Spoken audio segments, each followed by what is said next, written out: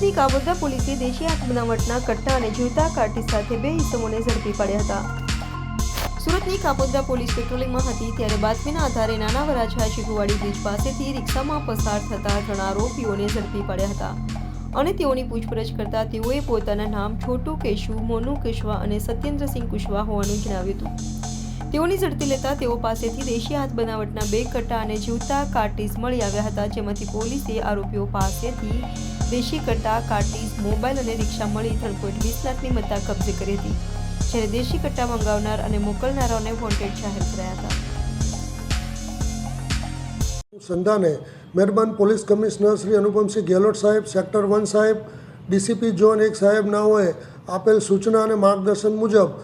Kapodra police સ્ટેશનના police inspector Shri MB અવસુરાના સૂચના અને માર્ગદર્શન હેઠળ second point Shri MR Solanki તથા સર્વેલન્સ સ્ટાફના PSI શ્રી AL પંડ્યા તથા સર્વેલન્સ સ્ટાફના અન્ય પોલીસ માણસોને મળેલ બાતમી હકીકતના આધારે તેઓ પોસ્ટે વિસ્તારમાં વાહન ચેકિંગમાં હતા। તે દરમિયાન તેઓની બાતમી હકીકતવાળી એક ઓટો રિક્ષા આવતા એ ઓટો રિક્ષાને ઊભી રાખી તેને ચેકિંગ કરતા અને સઘન ચેકિંગ કરતા રિક્ષાની અંદર બેઠેલ 3 ઈસમો પાસેથી દેશી બનાવટના કટ્ટા નંગ 2 તથા જીવતા કાર્ટિસ નંગ 3 તથા 3 મોબાઈલ અને ઓટો રિક્ષા મળી કુલ્લે કિંમત ₹3,20,000 જેટલો મુદ્દામાલ હસ્તગત કરવામાં આવેલ છે અને આ અનુસંધાને કાપોદ્રા પોલીસ સ્ટેશન ખાતે આર્મ્સ એક્ટ હેઠળનો ગુનો રજીસ્ટર કરવામાં આવેલ છે અને આ ગુનાની તપાસ સર્વેલન્સ સ્ટાફના પોસબ શ્રી AL પંડ્યા સાહેબ નાઓ કરી રહેલ છે।